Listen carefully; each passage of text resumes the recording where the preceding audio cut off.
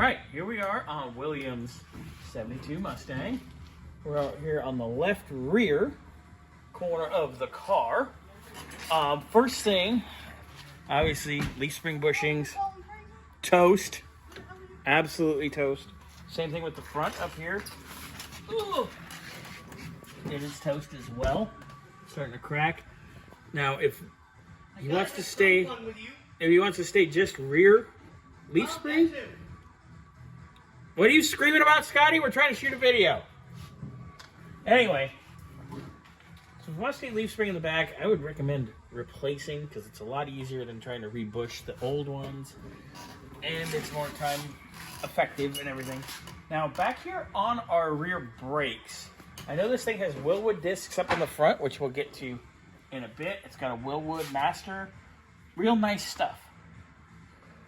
The way William wants to do this is he's actually interested in doing coilovers in the front, so I'm gonna think of something else maybe for the back as well. But if he wants to stay leaf spring, that's fine too. I've raced leaf spring cars for years. I can make them handle, not a problem. But with braking, I'd love to see him go to a Willwood disc brake setup back here.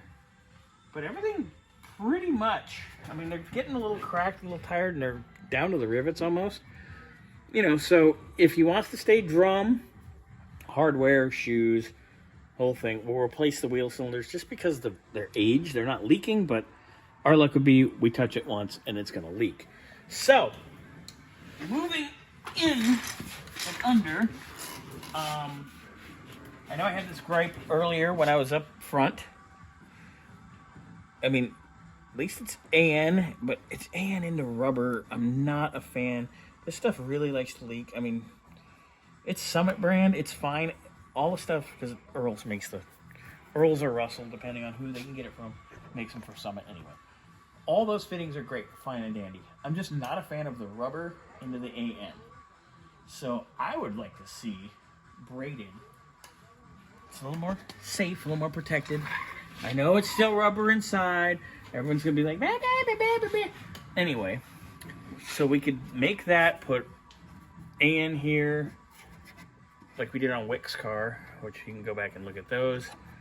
Do AN fittings here, get a filter with AN fittings, make it all nice. Safety-wise, I'm all for that. But it's not a huge deal.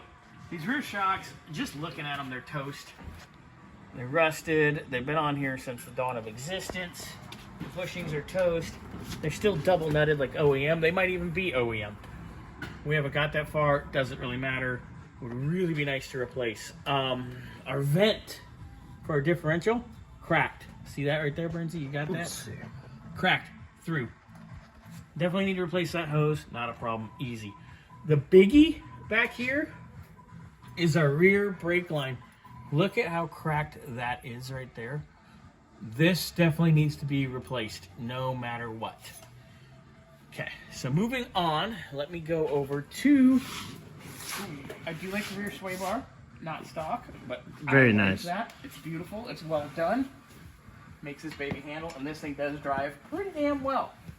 All right, I had to get off my chair because it doesn't like to roll. Shock, same thing. You know, we don't like it. Obviously, you should probably replace. These brakes are a little better, but if you're replacing, replace them all. Left and right, of course. You don't just replace one side. But again, we'd like to see you go with Willwood discs back here. And your leaf springs back here as well. Icky, icky, icky. Everything's cracked and broken. Cracked and dry rotted. That's that for the rear suspension. Everything else I like. I like how exhaust back here is done well. It's mounted nicely. It's really nice work. We'll get deeper into that as we go up. They did put some heat wrap on that side because the fuel lines are there and the sender. Being safe, I like that. Better safe than sorry. So they top notch, whoever did that. Good. Anyway, moving on to the front. Well, to the drivetrain. That'll be our next video.